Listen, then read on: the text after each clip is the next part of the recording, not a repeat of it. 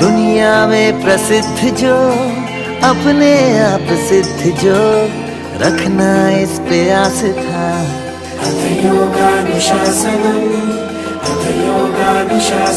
योगारंभ हो, योगारंभ हो, योगारंभ हो, योगारंभ हो, विश्व को भेंट दी हमने।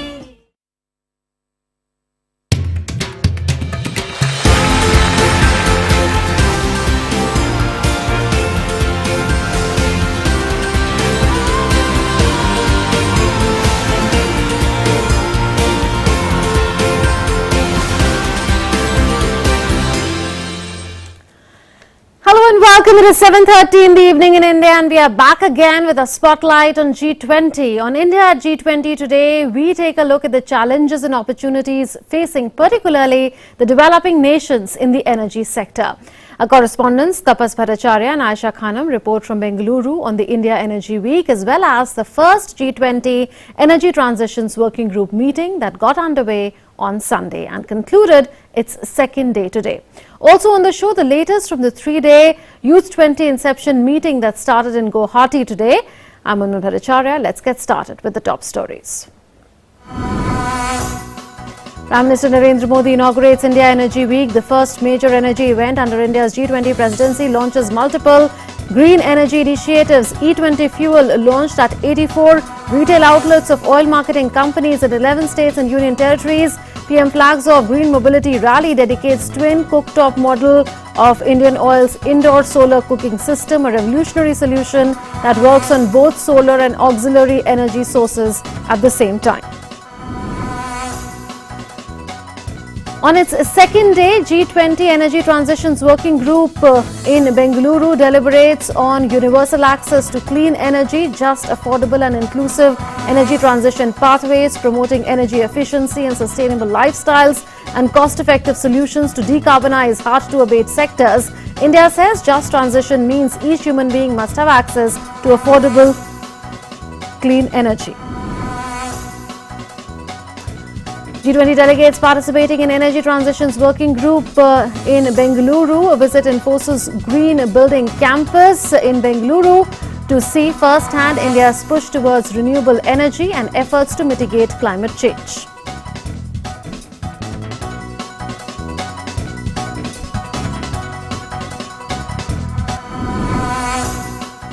Youth 20 Inception meeting gets underway in Guwahati. More than 150 youth delegates from G20 countries are participating in the three-day meeting. Delegates participate in an ice-breaking session at Brahmaputra Sandbar Island.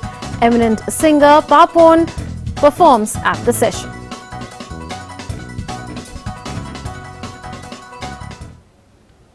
Let's begin with an exclusive interview. In an exclusive conversation with DD India correspondent Tapas Bhattacharya in Bengaluru, Hardeep Singh Puri, India's Union Minister for Petroleum and Natural Gas, spoke on India's energy needs, its energy transition initiatives and energy justice. This happened on the day the India Energy Week, a major energy event under India's G20 presidency, was inaugurated by Prime Minister Narendra Modi in Bengaluru. Joining me is Union Minister Hardeep Singh Puri to talk about the India Energy Week that has been inaugurated by Prime Minister Narendra Modi. Sir, amazing feeling, and the world is now looking up to India to give them a leadership in energy transition, energy security, energy justice. How do you see this India Energy Week panning out? Look, there's a lot of interest. There are representatives of 50 countries who are here. There are 35 ministerial level representatives.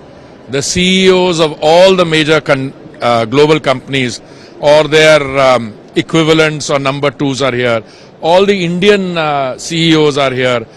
Anybody who is associated as a stakeholder with the energy sector is here. So why is this so? One, I think because there is widespread acknowledgement that India is where demand and growth is very evident. And in the coming 2 decades, you will find that India will be the place where the exponential growth will take place. Somebody mentioned to me that between 2020 and 2040, India will account for 25% at least of the growth in international demand of energy. Now, if it was only a question of demand and imports, that would be a different story. But today India has demonstrated it has opened up 1 million square kilometers out of the 3.5 million square kilometers of sedimentary basin for exploration and production. It's not only just opened up, it has also set up a national data repository, and the data available is available to anyone. We are not telling people you come and invest and then we will take over. You come and invest, you come and explore. We will incentivize your investment.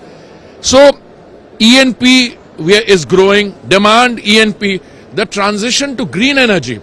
Today the Honorable Prime Minister, this is Energy Week, 3 major initiatives he took today: solar cooktop, E20 fuel, a rally which is of not just E20 cars, many of the vehicles which are there were E85 vehicles. Flexi fuel. So India is a place where it's happening. So I'll share something with you. When we were planning this event, some people turned around and asked me, you know, when you go to some of these events in the Gulf, there's a lot of buzz and excitement. What will happen to India?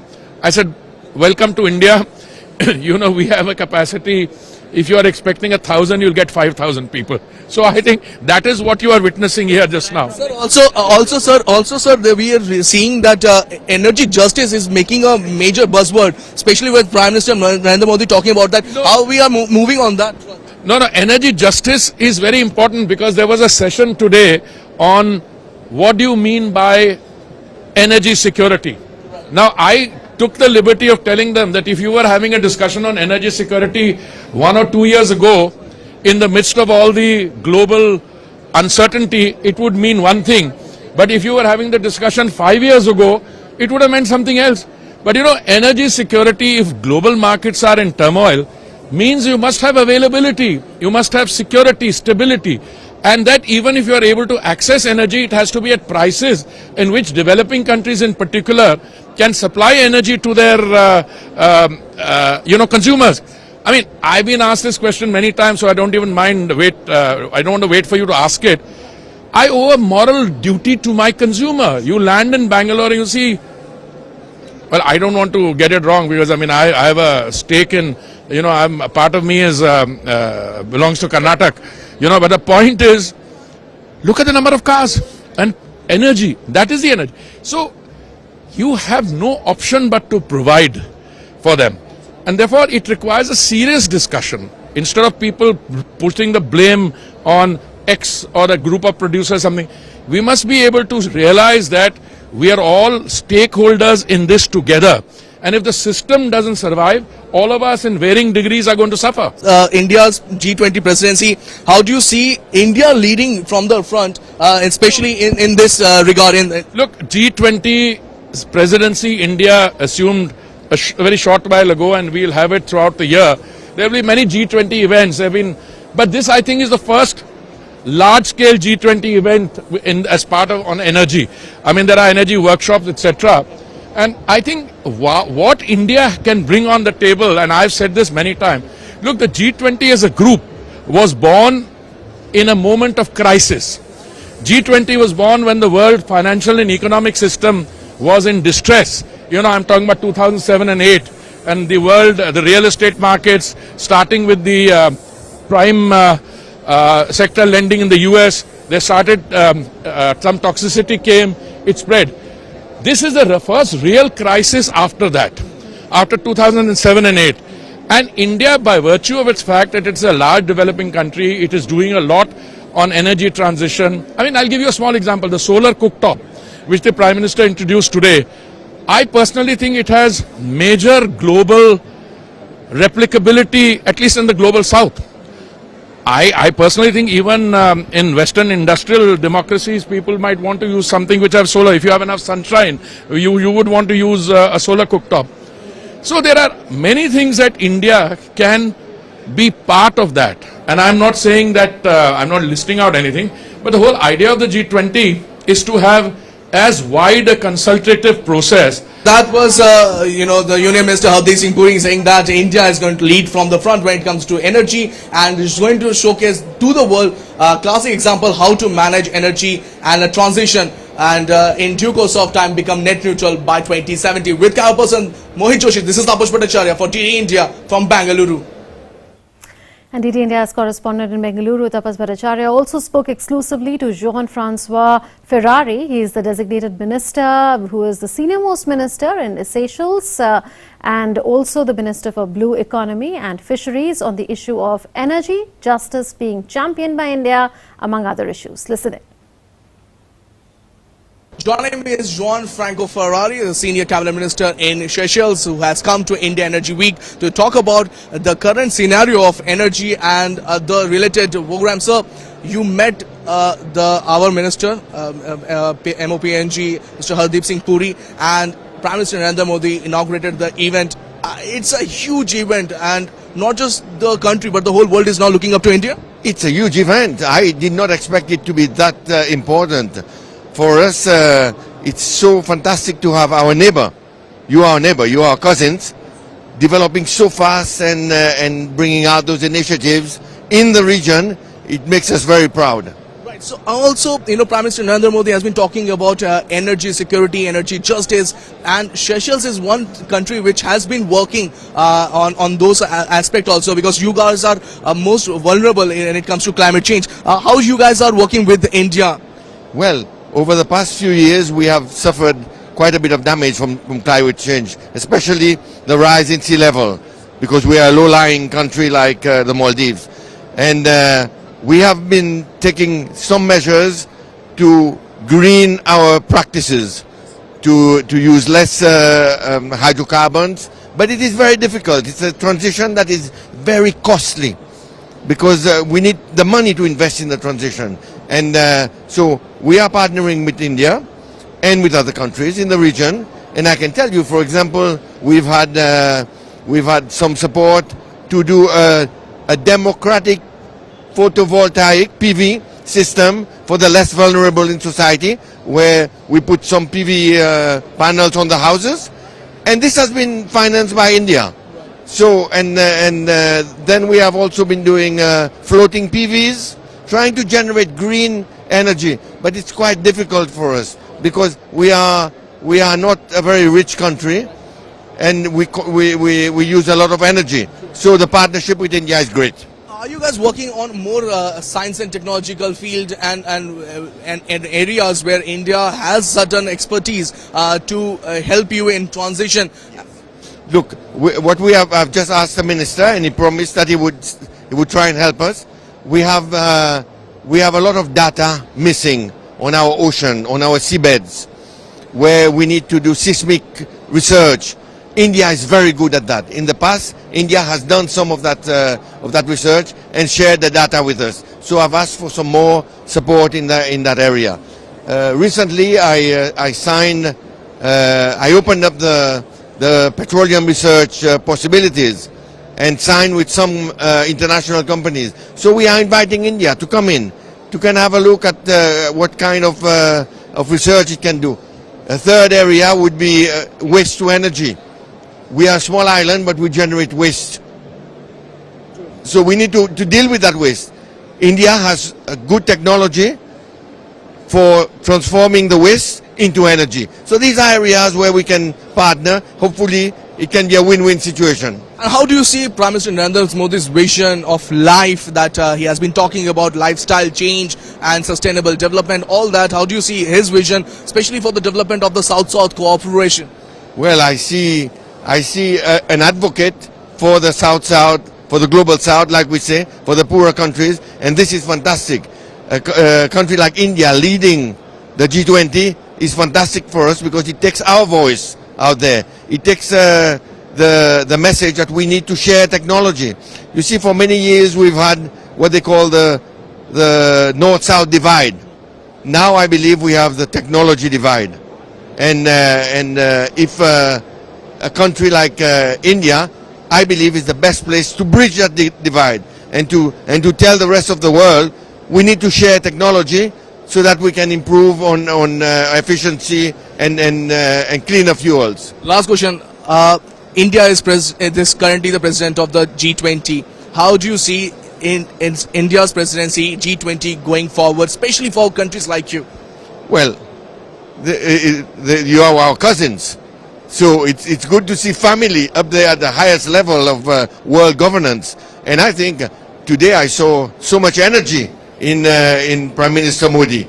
I saw so much energy in Minister Puri just now. So I think you can bring that energy out there to the global scene and make our voice heard much louder. Much appreciate your time. So that was a senior minister in Seychelles saying that India is going to be the voice of the South, and this G20 will be a very different one from the other ones. With camera person Mohit Joshi, this is Taposh Bhattacharya for GD India from Bengaluru. So a lot of venues for collaboration when it comes to green energy transitions and also for such transition in global south countries. Meanwhile, the Prime Minister Narendra Modi inaugurated India Energy Week, the first major energy event under India's G20 presidency today, and launched multiple green energy initiatives. What were those initiatives? The next report will fill you in. Prime Minister Narendra Modi inaugurated India Energy Week in Bengaluru on Monday. India Energy Week is the first major event in the realm of energy under India's G20 presidency. The day saw several launches of green energy initiatives by Prime Minister Modi. He launched uniforms made from recycled plastic waste bottles under the Unbottled initiative of Indian Oil.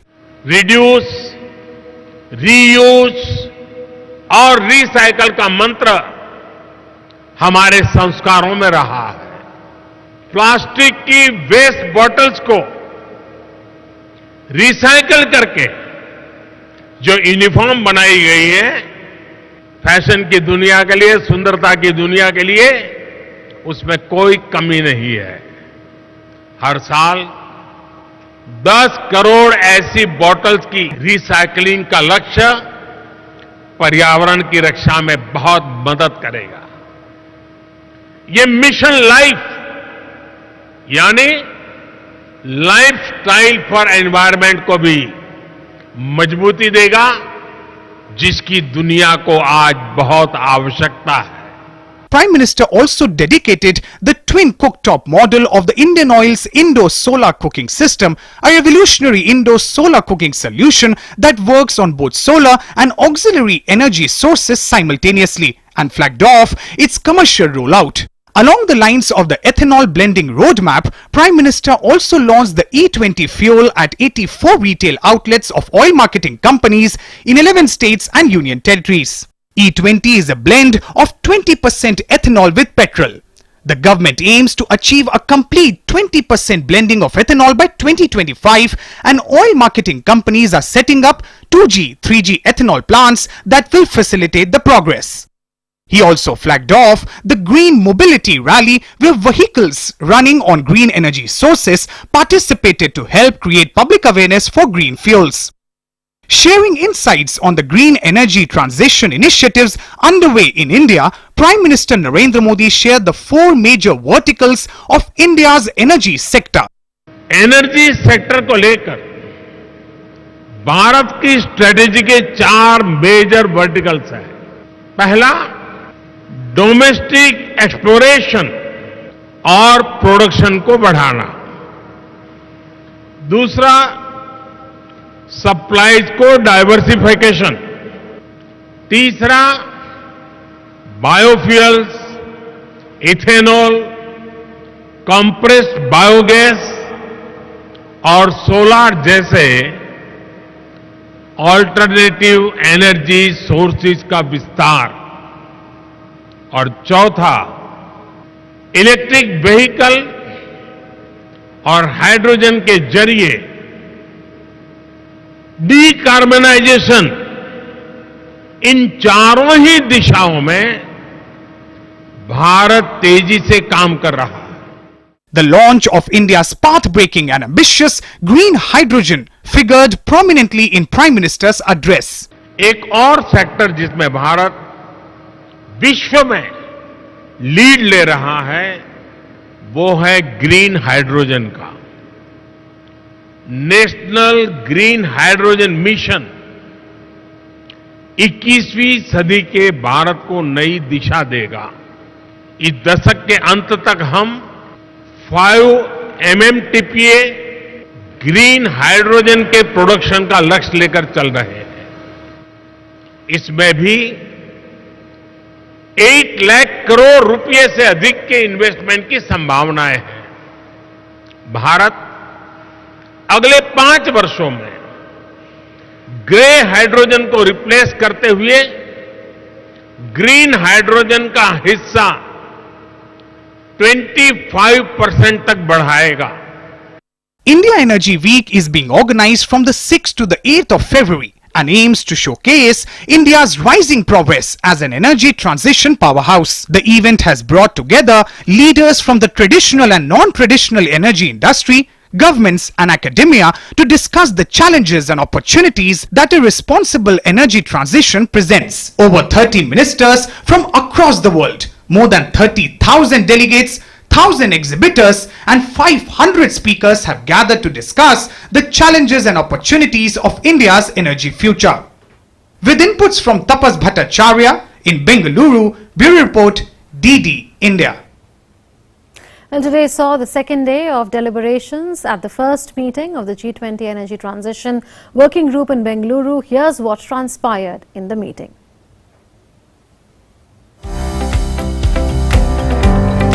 G20 delegates gathered for the second day in a row for the Energy Transition Working Group meeting in Bengaluru.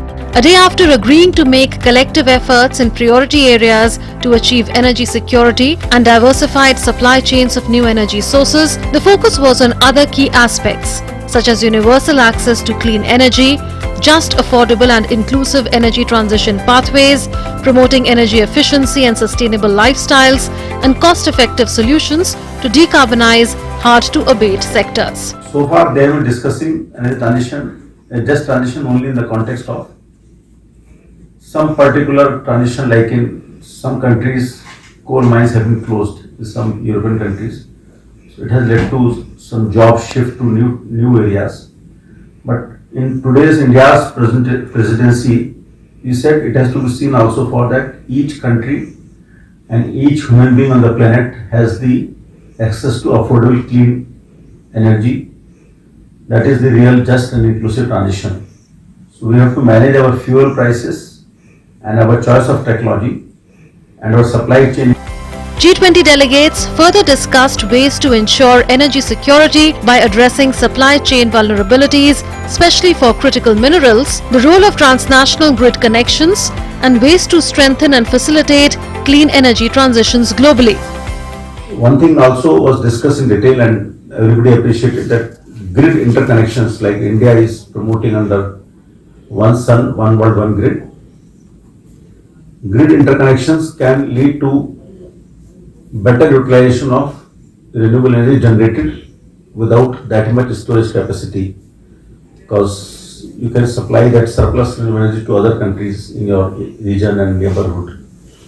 So that way you can bring down the storage requirements, because storage is very expensive. So if you use it in an isolated manner, you require more storage. Once you interconnect with other countries, other regions, you can use the renewable energy without very high storage requirements. That can bring down the cost. G20 delegates appreciated India's energy transition initiatives. All the delegations, all G20 member countries, they complimented India for such mission mode implementation of these 3 schemes, which has led to almost 100% access to electricity, access to clean cooking, and access to efficient lighting. India will incorporate those suggestions and comments and present the draft of the deliverables, because today in this meeting we discussed the presentations and general suggestions. Member countries prepared a compendium of best practices, and in the evening the delegates visited the Infosys Green Building campus and the Pavagada Solar Park to see firsthand India's push towards renewable sector and efforts to mitigate climate change. There will be 3 more meetings of the Energy Transition Working Group in the future. The next one in Gujarat's Gandhinagar in April is expected to consolidate progress made in Bengaluru. With inputs from Aisha Khanam in Bengaluru, Bureau Report, DD India. And Youth 20 kick-started in Guwahati today. The three-day event has 320 youth delegates in attendance, and Youth and Sports Affairs Minister Anurag Singh Thakur will be launching a white paper on the last day of the event, that is on the 8th of February. Vishal Baristo reports from Guwahati. The three-day Youth 20 inception meeting started in Guwahati on Monday with the aim of laying out the groundwork for youth-centric programs during India's G20 presidency. Y20 works with an aim to provide the youth a platform to raise their concerns on contemporary issues and voice their opinions to a global audience. लगभग 23 जो country से वहाँ से youths आए हैं participate करने के लिए यहाँ पर, और असम की जो माननीय मुख्यमंत्री है उनकी तरफ से भी Y20 के लिए स्कूल लेवल में लगभग 10 लाख युवाओं को इसके साथ जोड़ा गया, और उसके साथ साथ जो यूनिवर्सिटीज और कॉलेज है उससे भी लगभग 10,000 जो है स्टूडेंट्स को इसके साथ जोड़ा गया। मैं दिल से उनका धन्यवाद देना चाहूँगा कि वसुधैव कुटुंबकम इस वाणी को मान्यता देते हुए जो इस बार भारत को G20 का मेजबानी करने का जो इस बार जो नौबत आया है, इस बार जो मौका मिला है, लगता है पूरा जो विश्व है उसको दिखाने का, शोकेस करने का कि विश्व का सबसे युवा जो देश है वो भारत है। The inaugural day ended with an ice-breaking session with Y20 delegates at Brahmaputra Sandby Island. Here, eminent singer Papon mesmerized the onlookers with his riveting performance. Union Youth Affairs Minister Anurag Singh Thakur will be holding a youth dialogue with 320 youth delegates on the 5 themes of focus identified by India for Y20 on Tuesday. On the final day, the Union Minister would launch a white paper on various themes, and Assam Chief Minister Hemanta Biswa Sarma will present research papers for students and academicians of Assam. The 5 focus themes are: Number 1, Future of Work, Industry 4.0, Innovation and 21st Century Skills. Number 2, Climate Change and Disaster Risk Reduction, Making Sustainability a Way of Life. Number 3, Peace Building and Reconciliation, Ushering in an Era of No War. Number 4, Sharing Future, Youth in Democracy and Governance. Number 5, Health, Wellbeing and Sports, Agenda for Youth. Technical sessions and deliberations will also be organized at IIT Guwahati. Guwahati's Y20 would be followed by 17 other events, and the culmination would happen later this year in Varanasi.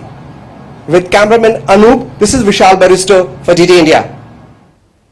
Well, today the day ended for Y20 with eminent singer Papon performing for the delegates in Guwahati. We leave you with those visuals. Namaskar. We second thought, and all of us together for Y20, for G20, for a better tomorrow, for a better world, for one love. Wow, look at you, more phones, come on, more of you, come on, keep going on, and love yourself.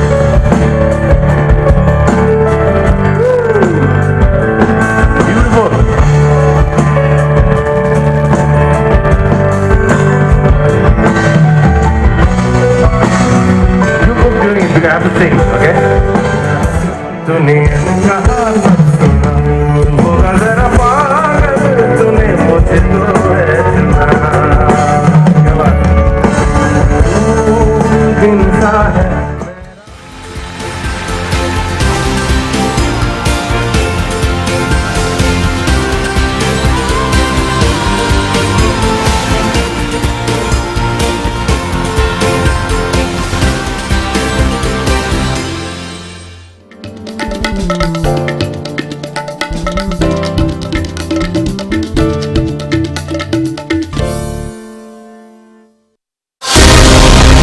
Get in-depth analysis of the important news of the day.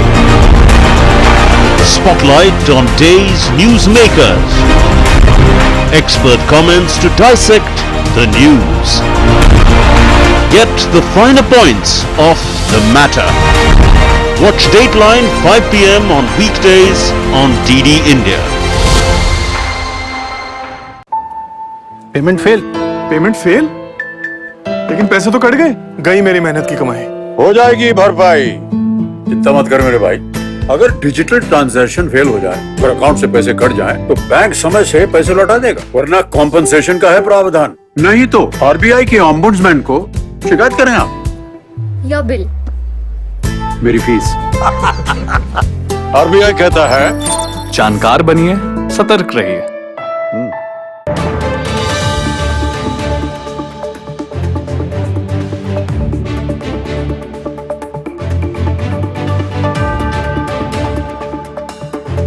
Namaste everybody. I'm Susan Ferguson and I'm the UN Women Country Representative here in India. Watch me on DD Dialogue, DD India on the G20 series talking about women-led development in G20. Namaste. I'm Sean Bisharp. I'm the UN Resident Coordinator in India. Watch me talk about India's G20 presidency.